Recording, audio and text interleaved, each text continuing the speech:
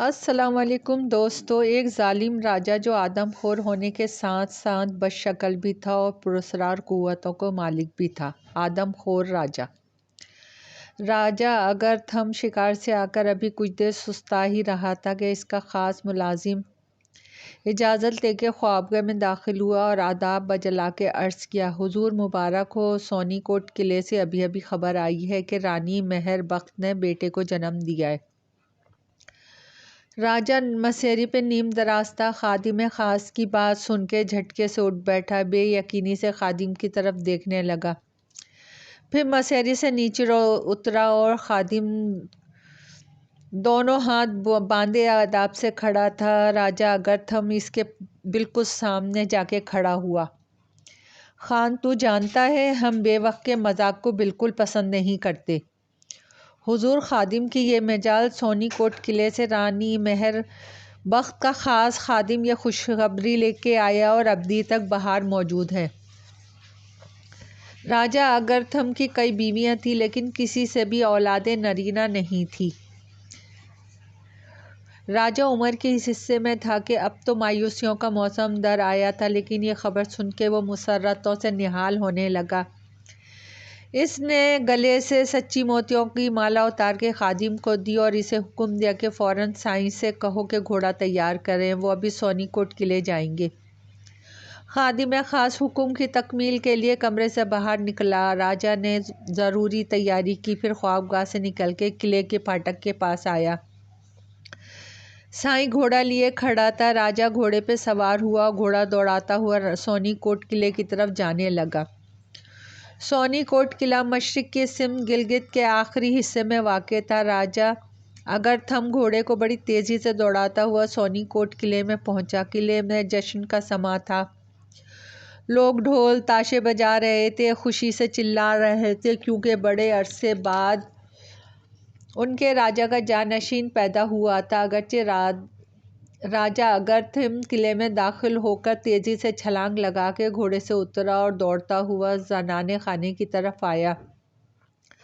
زنان خانے میں ایک بڑے سے کمرے میں رانی مہر بخت لیٹی ہوئی تھی۔ راجا کو دیکھ کے حیا سے منہ چھپانے لگی۔ راجا مسکراتا ہوا، خوشی سے جھومتا ہوا رانی کے قریب آیا۔ نومولود بچہ ماں کے پہلو میں کپڑے میں لپٹا ہوا تھا۔ راجا نے قریب جاتے ہی کپڑے کھول کر بیٹے کو دیکھا۔ بیٹے کو دیکھتے ہی اسے جھٹکا سا لگا۔ نومولود بیٹے کا سر کسی بڑے آدمی کے سر جتنا ہی تھا۔ آنکھیں بھی کسی عام بچے کی آنکھوں کی نسبت کافی بڑی تھیں۔ ناک چپٹی تھی لیکن منہ کسی بڑے آدمی جیسا تھا۔ اس سے بھی عجیب اور حیرت انگیز بات یہ تھی کہ پیدا ہونے والا بھی چند گھنٹے ہی ہوئے تھے لیکن منہ میں سارے دانت تھے۔ بچے کا باقی دھڑ نومولود بچے کا ہی تھا، لیکن اس بڑے سر کے ساتھ وہ بڑا ہی عجیب لگ رہا تھا۔ راجا نے خود کو سنبھالا، خون نے جوش مارا اور بیٹے کے بے ڈھنگے ڈیل ڈول کو نظر انداز کر کے اسے دونوں ہاتھوں میں اٹھایا اور چومنے لگا۔ پھر رانی سے بولا، مہر بخت، ہم بڑے مایوس ہو چکے تھے کہ ہم مر جائیں گے تو کوئی ہمارا نام زندہ رکھنے والا نہیں ہوگا، لیکن اوپر والے کو ہم پہ رحم آیا، اس بڑھاپے میں ہمیں خوشیوں سے مالا مال کر دیا۔ رانی فکر مند لہجے میں بولی، ابھی فوری طور پہ آپ خوش ہیں، کہیں ایسا نہ ہو وقت گزرنے کے ساتھ ساتھ بیٹے کی بدہیبتی آپ کو اس کی طرف سے متفکر کر دے۔ یہ تم کیسی باتیں کرتی ہو؟ اولاد کیسی بھی ہو ماں باپ کے لیے ناپسندہ نہیں ہوتی، اور یہ تو ہمیں بڑے ارمانوں کے بعد ملا ہے، ہم کیسے نفرت کر سکتے ہیں؟ راجا نے بیٹے کو ایک بار پھر چوما اور اسے ماں کے پہلو میں لٹا دیا اور باہر آ کے حکم دیا، علاقے میں منادی کرا دی جائے کہ راجا کا بیٹا پیدا ہوا ہے۔ اسی خوشی میں پورے ہفتے تک قلعے میں جشن رہے گا۔ گلگت کا ہر فرد اس میں شرکت کرے گا۔ اس بچے کا نام شری بت رکھا گیا۔ شری بت کی پیدائش کی خوشی میں پورے گلگت وادی میں ایک ہفتے تک جشن کی کیفیت رہی۔ لوگ اپنے راجا کی خوشی میں بھرپور طریقے سے شریک ہوئے۔ انہیں علم نہیں تھا جس عجیب و خلقت بچے کی پیدائش پہ وہ یوں خوشیاں منا رہے ہیں، یہی بچہ آنے والے وقت میں ان کے لیے ظلم و ستم اور درد و الم کا ایسا بھیانک کردار بن جائے گا کہ عمارت ہستی لرز بادام ہو جائے گی۔ ہر سو ظلم، بربریت اور درندگی کا فریض چھا جائے گا۔ ان پر ایسی تاریخی مسلط ہوگی کہ آرزوئے سحر میں ہی عمر بیت جائے گی۔ شری بت چونکہ راجا کا بیٹا تھا اور بڑی آرزو اور ارمانوں کے بعد پیدا ہوا تھا، چنانچہ اس کی پرورش بڑے ناز و نم میں ہونے لگی۔ وقت گزرتا رہا، جوں جوں عمر کی مسافتیں طے کرتا گیا، اس کی ظاہری بدصورتی کے ساتھ ساتھ باطنی بدصورتی بھی ظاہر ہونے لگی۔ وہ ایسا زرد رنج اور مزاج کا غسیلہ تھا کہ معمولی باتوں پہ آسمان سر پہ اٹھاتا تھا۔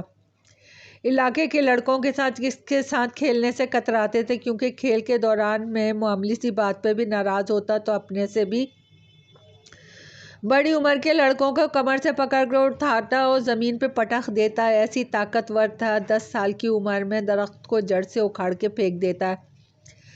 دریائے گلگت گرمیوں میں اتنا چوڑا ہے کہ کشتی بھی پار کرنا بہت مشکل ہوتا ہے، لیکن شری بت دریا کی طوفانی موجوں میں چلتا ہوا دریا پار کرتا تھا۔ بچہ پیدائش کے بعد ماں کا دودھ پیتا ہے، لیکن شری بت نے ماں کا دودھ نہیں پیا۔ 2 دن تک روتا رہا۔ زبردستی دودھ منہ میں ٹپکایا گیا تو اس نے کہہ کر دی۔ مہر بخت کی ایک بوڑھی خادمہ بڑی عقل مند تھی، اس نے گوشت کی یخنی اس کے منہ میں ڈال دی۔ یہ چند قطرے حلق سے اترتے ہی اس نے رونا بند کر دیا۔ اس کے بعد اس کی خوراک یہی رہی۔ وہ چند دنوں کا تھا مگر ایک پورا پیالہ پی جاتا تھا۔ 6 مہینے کے بعد اس نے گوشت کھانا شروع کیا اور جب 2 سال کا تھا تو بکرے کی پوری ران کھا جاتا تھا۔ کچھ عرصے بعد اس نے ران کھانا بند کر دی اور ضد کرنے لگا بکری کا پورا بچہ بھون کے اسے دیا جائے۔ چنانچہ بکری کا 1 سالہ بچہ اب اس کی خوراک بن گیا۔ بچپن سے ہی ایسا ظالم اور سخت دل تھا کہ راہ چلتے کسی بوڑھے کو دیکھتا تو اسے زمین پہ گرا دیتا اور اس کی پیٹھ پر بیٹھ کے قہقہے لگاتا۔ علاقے کا کوئی شخص اس سے خوش نہیں تھا، ہر کوئی اس کی عادتوں اور شرارتوں سے عاجز تھا۔ راجا اگرتھم تک شکایت پہنچی۔ اس نے شری بت کو سمجھایا لیکن اس کے کانوں میں جوں تک نہ رینگی۔ 15 سال کا تھا جب راجا اگرتھم پولیو کھیلتے ہوئے گھوڑے سے گر کے ہلاک ہو گیا۔ راجا کے انتقال کے بعد شری بت گلگت کا راجا بن گیا اور اس کے ظلم و بربریت کے ہاتھ اب مکمل طور پہ کھل گئے تھے۔ راجا اگرتھم کی زندگی میں اس کی خوراک کے لیے کسی پر جبر نہیں کیا جاتا تھا۔ راجا اپنے ہی مویشیوں میں سے اس کے لیے 1 سالہ میمنے کا بندوبست کرتا تھا، لیکن راجا کے انتقال کے بعد شری بت نے یہ حکم جاری کر دیا کہ ہر روز رعایا کی طرف سے اس کے لیے ایک مسلم میمنہ ذبح کر کے پیش کیا جائے گا۔ لوگ راجا کا حکم ماننے پہ مجبور تھے۔ اب ایسا ہونے لگا ہر روز ایک گھر سے اس کے لیے 1 سالہ بکری کا بچہ پیش کیا جانے لگا۔ رعایا اس کی مردم آزادی سے تنگ آ کے دوسری ریاستوں کا رخ کرنے لگی اور گلگت کا علاقہ اچھا، ہنرمند اور قابل لوگوں سے خالی ہونے لگا۔ شری بت اپنی طاقت کے زوم میں یہ نہ صرف رعایا کو ستاتا بلکہ اپنے سپاہیوں کو لے کے دوسری ریاستوں میں داخل ہو جاتا، لوٹ مار کرتا، قتل و غارت کرتا، پھر گھوڑے دوڑاتے ہوئے واپس آتا۔ دوسری ریاستیں بھی کمزور نہیں تھیں۔ شری بت اور اس کے جانباز کئی بار نرغے میں آئے، زبردست لڑائی ہوئی، لیکن شری بت کے اندر ایسی شیطانی طاقتیں حلول کر گئی تھیں کہ مقابلے میں ان کے ساتھی مارے جاتے، لیکن بڑے بڑے زخم کھانے کے بعد بھی ان کی ہمت ختم نہ ہوتی۔ یہ بات مشہور ہے کہ کسی بھی ہتھیار سے، تیر تلوار سے اسے موت نہیں آتی تھی۔ ایسے ہی طاقتوں اور باتوں سے اس پاس کی ریاستیں اس سے خوفزدہ رہنے لگی تھیں۔ ایک بار اس نے اپنے ساتھ چند جانبازوں کو لیا اور ریاست ہنزا کے ایک گاؤں پہ حملہ کیا۔ اس روز اتفاق سے ہنزا کا میر بھی اپنا خاندان اور لاؤ لشکر لے کے اس گاؤں میں تفریح کے لیے آیا ہوا تھا۔ شری بت نے گاؤں پہ حملہ کیا تو میر کی فوجوں نے اس کا خوب ڈٹ کے مقابلہ کیا۔ شری بت کے پاس آدمی تھوڑے تھے، انہیں اندازہ نہیں تھا کہ یوں میر کے لشکر سے ان کی ٹکر ہو گئی۔ ہنزا والے تعداد میں زیادہ تھے، چنانچہ شری بت کے جانبازوں کا بری طرح قتل عام ہوا۔ خود وہ زخموں سے چور چور تھا، لیکن اس کی ماروائی طاقتوں میں اس کے لیے ڈھال بنی ہوئی تھی۔ اسے زخم لگتا تھا، خون بہتا تھا، لیکن تیر تلوار کے زخم اس کے لیے مہلک نہیں بنتے۔ اس کے ساتھی ایک ایک کر کے مارے گئے، وہ ڈٹا رہا۔ ہنزا کے لوگ اس کی ماروائی طاقتوں سے واقف تھے، اس لیے وہ اب اسے زندہ پکڑنے کے لیے اس کے گرد گھیرا تنگ کرنے لگے۔ شری بت ان کے نیت کو بھانپ گیا، پہلے سے زیادہ تیزی سے تلوار چلانے لگا، ان کا گھیراؤ توڑ کے باہر نکلنے میں کامیاب ہو گیا۔ ہنزا والوں نے کچھ فاصلے تک اس کا تعاقب کیا، لیکن وہ چھلاوے کی طرح ان کے ہاتھوں سے نکل گیا، واپس گلگت پہنچ گیا۔ اسے پہلی دفعہ شکست ہوئی تھی، یہ شکست اسے بے چین رکھنے لگی۔ وہ ہنزا والوں سے شکست کا بدلہ لینا چاہتا تھا، اس لیے وہ ترکیبیں سوچنے لگا۔ وہ بہادر تو تھا ہی اور اس کے پاس ہنر ہنزا والوں کے مقابلے کے لیے فوج بھی تھی، لیکن وہ فطرت کا بڑا ہی کمینہ تھا۔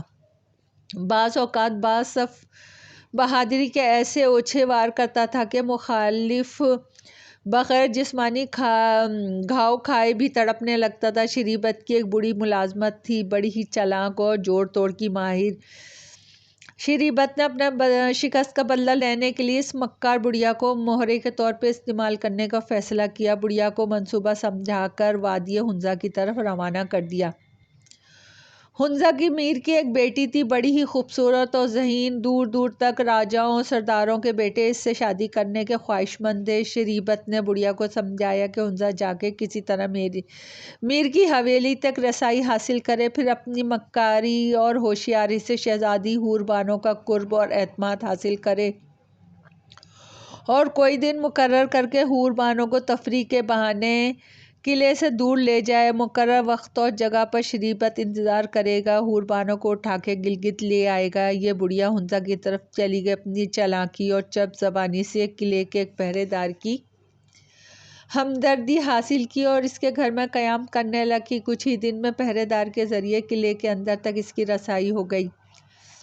اس کے بعد اپنی چاپلوسی اور خوشامد سے جلد ہی وہ حور بانو کے دل میں گھر کر گئی۔ چند ہی دنوں میں اس کی ہمراز اور خاص خادمہ بن گئی۔ اب وہ جو بھی کرتی بڑھیا سے پوچھ کر اس سے مشورہ لے کے کرتی۔ جب شہزادی مکمل طور پہ بڑھیا کے دام میں پھنس گئی، تب اس نے شربت کو پیغام بھیجا کہ 2 دن بعد مقررہ جگہ پہ انتظار کرے، وہ شہزادی کو تفریح کے بہانے اسی طرف لے آئے گی۔ شری بت کو پیغام ملا تو اپنے ساتھ چند جانباز کو لیا اور مقررہ دن مقررہ جگہ پہ چھپ کر بیٹھ گیا۔ انہیں زیادہ انتظار نہ کرنا پڑا۔ نیچے وادی کی طرف سے بڑھیا اور شہزادی حور بانو اوپر کی طرف آتی ہوئی دکھائی دیں۔ کچھ ہی دیر بعد بڑھیا حور بانو کو لے کے ان کے قریب آئی۔ وہ شام کا وقت تھا، دور دور تک کوئی بھی انسان نظر نہیں آ رہا تھا۔ شری بت اور اس کے ساتھی ایک دم سامنے آئے اور حور بانو کے سنبھلنے تک شری بت نے اسے اٹھا کے کندھے پہ رکھا اور ایک طرف دوڑ پڑا۔ اس کے ساتھی اور بڑھیا بھی پیچھے پیچھے دوڑنے لگے۔ اس جگہ سے کچھ فاصلے پہ گھنے درختوں کے جھنڈ میں انہوں نے اپنے گھوڑے باندھے رکھے تھے، وہ دوڑتے ہوئے اسی طرف جانے لگے۔ شری بت نے ایک ہاتھ سے حور بانو کے منہ کو دبا رکھا تھا تاکہ وہ نہ چلا سکے۔ اسے کندھے پہ لیے وہ یوں دوڑ رہا تھا جیسے اس کا بوجھ ہی نہ ہو۔ وہ درختوں کے جھنڈ میں آیا، کچھ دیر وہاں انتظار کیا تاکہ اندھیرا پھیل جائے۔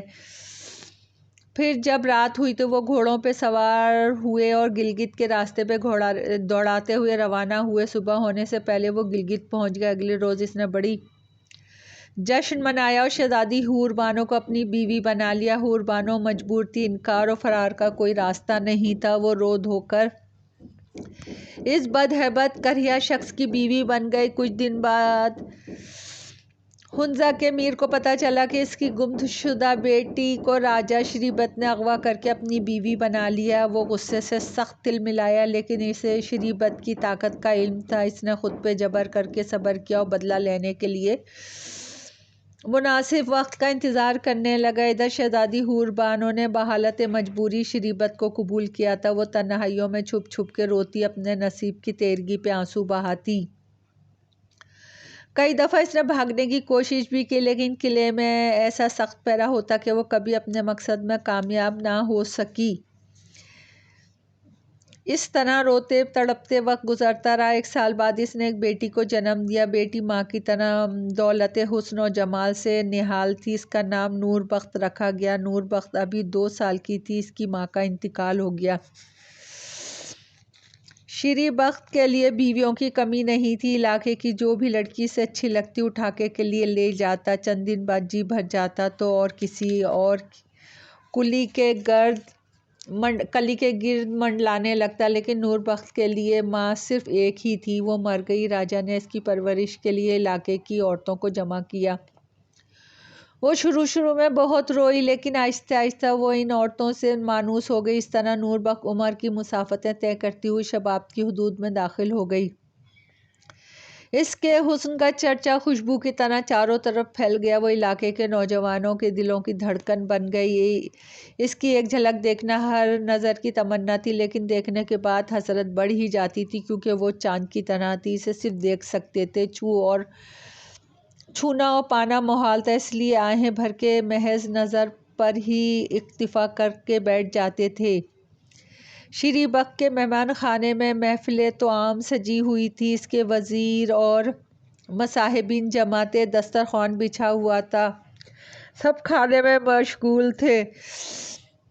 شری بخت اپنی مرغوب غذا یعنی بکری کا بچہ دانتوں سے کاٹ کاٹ کے کھا رہا تھا۔ آج اسے بھونتے ہوئے گوشت کا مزہ کچھ زیادہ ہی آ رہا تھا۔ اس نے ایک بڑا سا ٹکڑا دانتوں سے کاٹا، پھر اسے چباتے ہوئے وزیر جالوٹے سے مخاطب ہوا، جو اس کے لیے ہر روز ایک میمنے کا بندوبست کرتا تھا۔ جالوٹے، یہ تو بتا، ہمیں کب سے اس طرح میمنے خوراک کے طور پہ دیا جاتا ہے؟ حضور 40 سال ہو گئے ہیں۔ پھر کیا وجہ تھی اتنے عرصے میں ہمیں کسی اور روز ایسی لذت محسوس نہیں ہوئی جیسے آج ہو رہی ہے؟ جالوٹے نے ادب سے کہا۔ حضور، خادم کے پاس اس کا کوئی جواب نہیں۔ ممکن ہے آج خانساماؤں نے کوئی خاص ترکیب استعمال کی ہو۔ نہیں جالوٹے، ہم اس بات کو نہیں مانتے۔ یہ لذت خانساماؤں کے ہاتھ کی نہیں، ہمیں تو ایسا لگتا ہے کہ ایسی لذت سے ہم آج ہی واقف ہوئے ہیں۔ پھر اس کی ایک ہی وجہ ہو سکتی حضور۔ وزیر جالوٹے کچھ سوچتے ہوئے بولا، آج میمنہ دینے کی جس کی باری تھی وہ وادی دارنور میں رہنے والی ایک بوڑھی عورت کی تھی۔ میمنہ میرے حوالے کرتے ہوئے بری طرح روئی تھی۔ مجھے سخت غصہ آیا، ڈانٹ پٹخ کی تو وہ روتے ہوئے بولی، یہ میمنہ اس کی بہو کا تھا۔ اس کی بہو کا کچھ عرصے پہلے بچہ پیدا ہوا تھا اور پیدائش کے چند دن بعد ہی مر گیا۔ اتفاق سے جس بکری کا یہ بچہ تھا وہ بکری بھی مر گئی۔ بڑھیا کی بہو نے اپنا دودھ بکری کے بچے کو پلایا، اس طرح اپنا دودھ پلا کر اس کی پرورش کی۔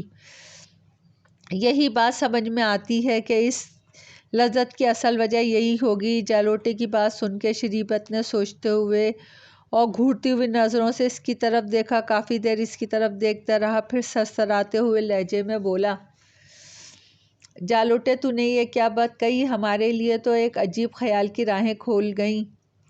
حضور کا اقبال بلند ہو۔ خادم اپنی ناسمجھی پہ نادم ہے، آپ وضاحت فرمائیں تو کچھ سمجھ میں آئے۔ شری بخت نے ایک بھیانک قہقہہ لگایا، پھر کہا، جالوٹے، ہم بھی تو آج تک سمجھ نہیں سکے۔ ایک بکری کے بچے کو انسانی دودھ پلایا جائے تو گوشت اتنا لذیذ ہوتا ہے، پھر خود انسان کا گوشت کتنا لذیذ ہوتا ہوگا؟ حضور، خادم اس کی بارے میں کیا کر سکتا ہے؟ انسانی گوشت کھاتے ہوئے کسی کو دیکھا ہے، نہ کسی سے سنا ہے، لیکن آئندہ دیکھو گے، ہم کھاتے ہوئے دیکھو گے۔ شری بخت نے بھررائی ہوئی آواز میں کہا، ہمیں اشتیاق ہے کہ انسانی گوشت کی لذت محسوس کریں، اس لیے آئندہ ہمارے لیے بکری کے بچے کے بجائے 2 سال کا انسانی بچہ بھون کر دیا جائے۔ یہ اس کے منہ سے نکلنے والے الفاظ ہی نہیں، کہیں دور افق پہ دل دہلا دینے والی گھڑگھڑاہٹ تھی۔ پہاڑوں کی گود سے ابلنے والا لاوا تھا، جس کی زد میں آنے والی ہر چیز پگھل گئی تھی۔ وہاں موجود تمام لوگوں کو گویا سکتہ ہو گیا تھا۔ شری بخت کی بات کی قیامت خیزی ابھی تک انہیں دہلا رہی تھی، اس کی سانسیں بھی گویا رک گئی تھیں، بس وہ حیرت و خوف سے شری بخت کی طرف دیکھ رہا تھا۔ بڑی دیر بعد جالوٹے کو جیسے ہوش آیا، اس نے ایک جھرجھری سی لی، پھر کپکپاتی ہوئی آواز میں کہا، حضور، آپ نے کبھی مذاق نہیں کیا، لیکن یقیناً یہ مذاق ہی ہے۔ یہ مذاق نہیں ہے، جالوٹے شری بت گرج کر بولا۔ آئندہ ایسی بات زبان سے نہ نکلے تو معافی نہیں ملے گی۔ جالوٹے سر تاپا لرز گیا۔ شری بت کی برہمی طبیعت کا اس سے علم تھا، رحم و معافی اس کی سرزش میں نہیں تھی، لیکن اس کا یہ مطالبہ بھی تو ناقابل قبول تھا۔ اس نے ساری ہمت جمع کی، پھر عاجزانہ لہجے میں کہا، راجا صاحب، آپ کے حکم سے ستابی کی میں ہمت نہیں کر سکتا، لیکن اندیشہ ہے کہ ایسی فرمائش کسی طوفان کا پیش خیمہ بن جائے گی۔ جالوٹے، ہمیں بزدلی اور مساحلیت کا سبق مت سکھاؤ، شری بت گرج کے کہنے لگا۔ ہم جو حکم دے رہے ہیں اس کی تکمیل کی جائے، ورنہ بچے کی جگہ بوڑھے شخص کے گوشت سے اپنا شوق کی ابتدا کریں گے، اور یہ بوڑھا گوشت تمہارا ہی ہوگا، شری بت نے کہا، اور لمبے لمبے ڈگ بھرتا ہوا کمرے سے باہر نکل گیا۔ خوف جب مجبوری بن جائے تب ہر ناجائز اور ظالمانہ فعل جائز بن جاتا ہے۔ دل چاہے اس کو جائز نہ بھی سمجھے، لیکن مجبوری کی زنجیریں اس طرح جکڑ لیتی ہیں کہ حکم حاکم مرغ مفاجات کے تحت سر تسلیم خم کیا جاتا ہے۔ اس کے بعد وہ سلسلہ شروع ہوا کہ جنگل کا قانون بھی شرمندہ ہو جائے۔ راجا کی خواہش کی تکمیل کی خاطر ماؤں کے جگر گوشے بھیٹ چڑھتے رہے۔ ہر طرف خوف، ہراس اور آہ و فغاں کا موسم پھیل گیا۔ وادی گلگت سے ہر ہفتے ایک معصوم بچہ اچانک غائب ہو جاتا، پھر اس کے بعد اس کا پتہ ہی نہ چلتا۔ وادی کے لوگ حیران تھے کہ ان کے معصوم بچے کہاں غائب ہو رہے ہیں۔ لوگ اس وقت جاہل اور توہم پرست تھے۔ ان کے ذہنوں میں یہ بات بیٹھ گئی کہ دیوتا ان سے ناراض ہو گئے ہیں، اس لیے ان کے بچوں کی قربانی لے رہے ہیں۔ یہ خیال آتے ہی لوگ ان دیوتاؤں کے خوش اور راضی کرنے کے لیے اپنے طور پہ جتن کرنے لگے۔ دوسری طرف راجا کے سپاہی بھوکے اور نادان عوام کی ناسمجھی سے ان کے معصوم بچوں کو راجا کے دسترخوان کی زینت بناتے رہے۔ یہ سب کچھ وزیر جالوٹے کی نظروں سے سامنے ہو رہا تھا، لیکن اس میں اعتراض کی ہمت نہیں تھی۔ شری بت کا حکم ایسا تھا کہ پورا نہ کرنے کا مطلب اپنی موت تھی۔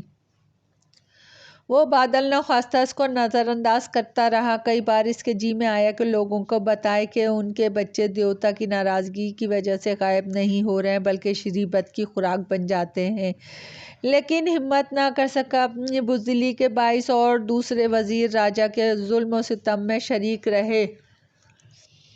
موسم بہار کی آمد تھی۔ مظلوم اور مجبور انسانوں کے لیے وادی میں زندگی دوبھر ہو گئی تھی۔ ایک طرح کی اداسی ہر طرف پھیلی ہوئی تھی، لیکن موسم بہار کی وجہ سے مناظر فطرت میں ایک تازگی، ایک شگفتگی اور رعنائی کا احساس رچا ہوا تھا۔ پھول تو کھلتے ہیں، انہیں کیا غرض کہ انسان کن پریشانیوں میں گھرا ہوا ہے؟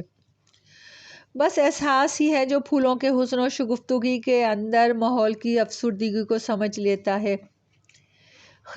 خضر رسیدہ پودوں میں کوپلیں پھوٹ رہی تھیں۔ دوشیزہ حیات پھر سے ایک بار پھر انگڑائی کی اٹھان سے اہل دل کو بے تاب شوق بانٹ رہی تھی۔ موسم کی کیفیت ایسی تھی کہ آرزو اور امنگوں کو ایک طرف حیات نو ملے، احساسات اور جذبات میں فراوانی، شوق سے قیامت بپا تھی۔ وہ بھی ایسے ہی ایک صبح کا آغاز تھا، ابھی پھول کھلے نہیں تھے، لیکن چاروں طرف باد بہاری کا احساس خوشبو بکھیر رہا تھا۔ سانس سانس میں گویا مہک سی اتر رہی تھی۔ شہزادی نور بخت اپنی سہیلیوں کے ساتھ دنوری وادی کی سیر کے لیے آئی تھی۔ دنوری وادی گلگت کے مشرق میں 8-10 کلومیٹر کے فاصلے پر دریا کی دوسری طرف واقع تھی۔ وہ سب ہنستی کھیلتی وادی میں گھومتی پھر رہی تھیں۔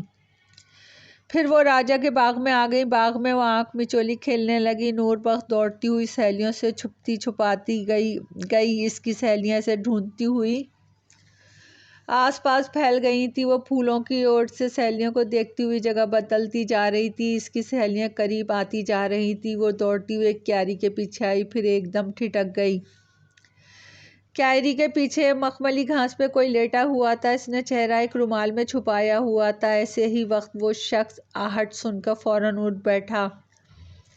اپنے سامنے خوبصورت اور نوجوان لڑکی کو دیکھ کر پلکیں جھپکائے بغیر اسے دیکھنے لگا۔ نور بخت بھی اسے دیکھ کے محب رہ گئی۔ وہ اپنی شکل و مشابہت سے اس علاقے کا نہیں لگتا تھا۔ وہ ایسا وجیح اور خوبصورت تھا کہ نوربخش نظریں ہٹانا بھول گئی تھی، بے خودی کے عالم میں ٹکر ٹکر اس کی طرف دیکھتی جا رہی تھی۔ وہ دونوں جیسے ارد گرد کے ماحول سے یکسر بیگانہ ہو گئے تھے۔ دوستو، کہانی ابھی جاری ہے، پسند آئے تو لائک اور سبسکرائب کیجیے گا۔ آپ کی دعاؤں کی طلبگار۔